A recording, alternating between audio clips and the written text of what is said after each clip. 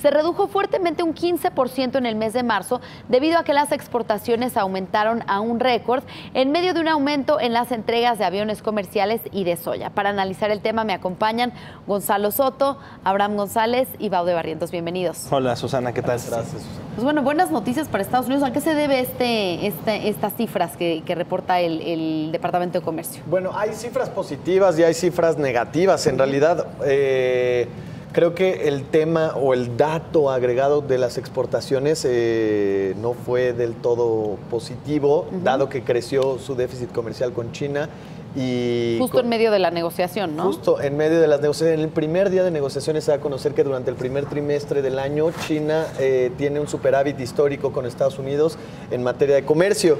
Y a la par de eso, México también está teniendo un superávit comercial con Estados Unidos durante los primeros 3 meses del año en términos...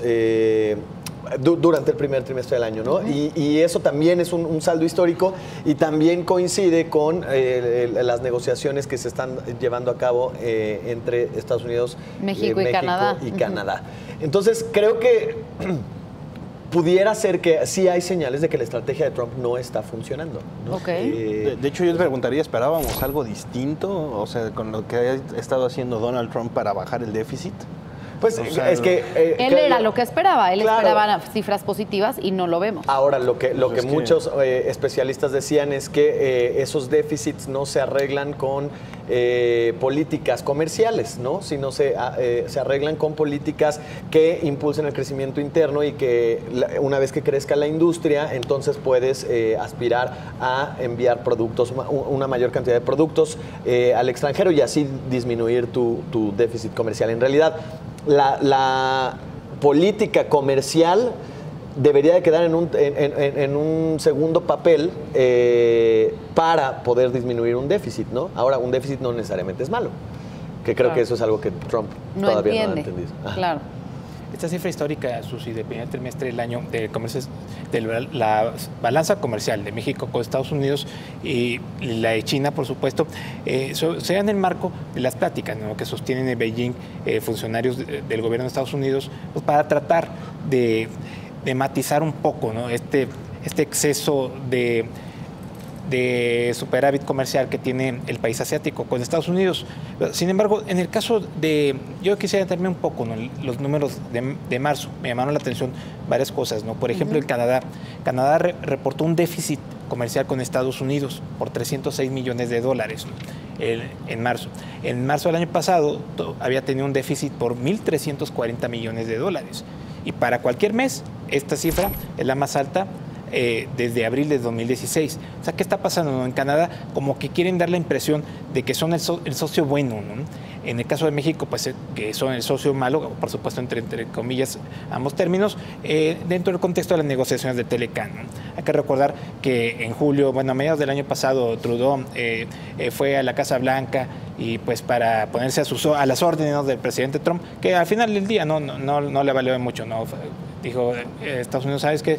Pero vamos a arreglar la cuestión de los lácteos y la madera y después ya podemos ir a jugar un partido de hockey, ¿no?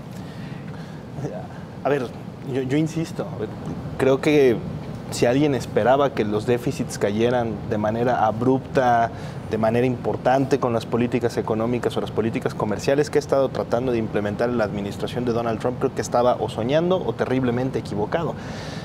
Hay una clara tendencia de parte del comercio internacional que es que China va a seguir, por lo menos en la relación con Estados Unidos, teniendo una relación superavitaria y lo mismo que México. ¿Esto qué te da? Te da armas para políticamente o quizá por lo menos mediáticamente comenzar a fastidiar a tus contrapartes y empezar a decir, ¿sabes qué? Sigo teniendo un déficit muy importante contigo. Pero los beneficios, a ver, Estados Unidos realmente sale muy perjudicado de tener un déficit, al menos en el caso de México. Yo creo que la respuesta es no, y ya lo hemos planteado aquí. A ver, el tener un déficit comercial con México o con China no necesariamente significa que estás perdiendo la batalla comercial, significa que tú ya te tienes o ya estás especializándote en otro tipo de productos, en otro tipo de producción en la cual te estás beneficiando de ese comercio más barato, de esos insumos más baratos que provienen de economías en desarrollo. Entonces, vaya, creo que más que como sorpresa o otra cosa, yo creo que lo único que sí puede generar es brindarle más herramientas a la administración de Donald Trump para comenzar a quizá fastidiar nuevamente las pláticas o tratar de ser mucho más agresivo en algunas posturas, que no lo creo. Ya hemos platicado aquí también de que el Telecan parece ser que ya empieza a llegar al punto un poquito de mayor madurez, donde dar marcha atrás ahorita sería sumamente complicado. Pero en el caso de China es donde más lo vemos complicado, ¿no? Estados Unidos en esta renegociación está buscando que China rebaje en $100 mil millones su superávit comercial con Estados Unidos, que el año pasado fue de más de $3 mil millones. Pero ¿y cómo? Es que la respuesta en el caso de China y la respuesta también en su momento en el caso de México es: no vamos a reducir el déficit comercial limitando el comercio. Exactamente. Hay otras formas de reducir tu déficit comercial. Estados Unidos, ¿quieres reducir tu déficit comercial? Entonces vende más. No necesariamente tienes que limitar la entrada de productos.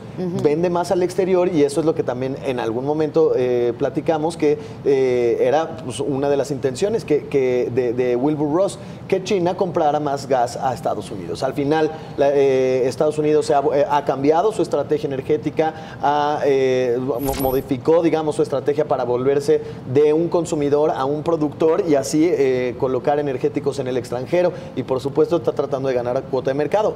Muy probablemente esto lo vayamos a ver más adelante si es que las estrategias son correctas. Ahora, puede ser que todo este entorno que estamos viendo sea eso precisamente, una estrategia que si bien no le puede gustar a mucha gente o no nos puede gustar a mucha gente, pues no deja de ser una estrategia que pueda tener algún resultado. El punto es que pues hasta ahora, si bien ha tenido algunas batallas internas Donald Trump, y ha tenido algunas derrotas Donald Trump, pues bueno, sería momento de que entregara algún resultado. Pero a ver, ¿tiene la capacidad de Estados Unidos en este momento de vender más? Tiene la capacidad de vender más. De hecho, ya pasó, o sea, en marzo pasado aumentaron las exportaciones de Estados Unidos a China 29%. ¿En qué sectores específicamente? Bueno, en aeronaves y también en frijol soya, ¿no? Y también la propia amenaza, o sea, el solo hecho de que vayas a aplicar aranceles, por ejemplo, al frijol soya, va a provocar que China compre más, o sea, para aprovechar los precios más bajos, bueno, si aranceles, por supuesto, y que las ventas, por consiguiente, las ventas de Estados Unidos a ese país asiático aumenten. No quiere decir que vaya a desaparecer el déficit comercial, para nada, porque se compensa con las ventas de China en otros sectores, bueno, en el caso manufacturero. Pero igual, como tú decías, también vender más gas podría ayudar. Perdón, pero a ver, crece 29%, pero aún así vemos cómo está el déficit en este Sí, las importaciones aumentaron 11. A ver, la capacidad de Estados Unidos de reducir el déficit frente a lo que compra de China, yo creo que es bastante limitado. O sea, en términos generales, porque le puede vender mucho más gas, le puede vender más aeronaves, puede vender más frijol y soya. Al final del día, el déficit es demasiado amplio y los insumos que adquiere de China, a ver, es una relación, en mi opinión, difícil de transformar. No, y en algunos casos es meramente retórica, ¿no? Por ejemplo, uno de los acuerdos que logró Corea con Estados Unidos en la modernización del CORUS, que es el Tratado de Libre Comercio entre Corea del Sur y Estados Unidos, fue aumentar el cupo de autos estadounidenses producidos en Norteamérica a Corea. Aquí, en la realidad es que los coreanos no se dieron nada. ¿Por qué? Porque el cupo nunca se ha conseguido. O sea, son aproximadamente 100,000 coches, de los cuales Estados Unidos les vende 20,000. Es decir, perfecto, puedes vender hasta 100,000. Los estadounidenses dicen, mira, ya vamos a vender 100,000. Pues nunca lo han alcanzado. O sea, en realidad, en términos prácticos, no consiguieron nada. Son dos estructuras económicas ya distintas. A ver, claramente Estados Unidos se ha convertido en un comprador de insumos de lo que vende China. De verdad, a ver, creo que la única manera en la cual Estados Unidos puede tener una relación superavitaria es que haya una transformación extraordinaria de su economía y que tecnológicamente tenga que dotarle absolutamente todo a China, lo cual no va a pasar, o que de plano Estados Unidos realmente quiera regresar a los años 70 o 80 y ser una nación netamente manufacturera, y entonces la relación se revierte. Yo creo que ninguna de las dos es opción, o es viable, o por lo menos inteligente. Sí, bueno, y además, como decían, hablaban del tamaño del déficit y ahí estamos viendo en la terminal también un gráfico que ya hemos visto en otras ocasiones, el tamaño de los déficits, quiénes son los principales países deficitarios con Estados Unidos. Estas cifras son hasta 2017. China, 350,000 millones de dólares en el año.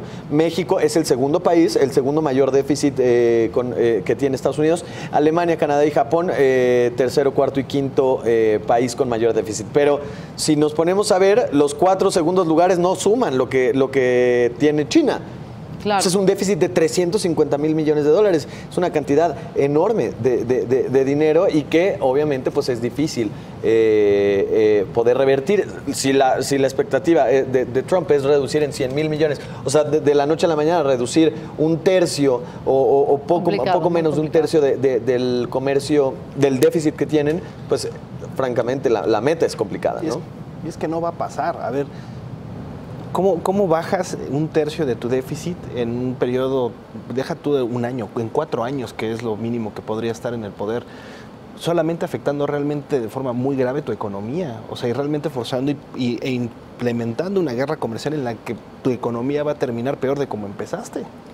¿Y esto cómo impactó a los mercados? ¿También vimos hoy una fuerte afectación? Sí, en realidad el tema comercial ha estado pues en la mira de todos los inversionistas y hoy de hecho vimos una caída generalizada en los mercados bursátiles. Lo podemos ver en la pantalla y ahí tenemos el monitor de todas las bolsas y esta columna es la que tenemos que ver, variación porcentual. En realidad solo el Dow Jones ganó 0.02%, que es prácticamente tablas, y eso después de operar prácticamente todo el día negativo que podemos ver en estas grafiquitas. Todos los demás mercados estuvieron afectados totalmente. La bolsa mexicana incluso con una caída de 1.5%, más que Brasil, más que otros países latinoamericanos, más que las bolsas europeas.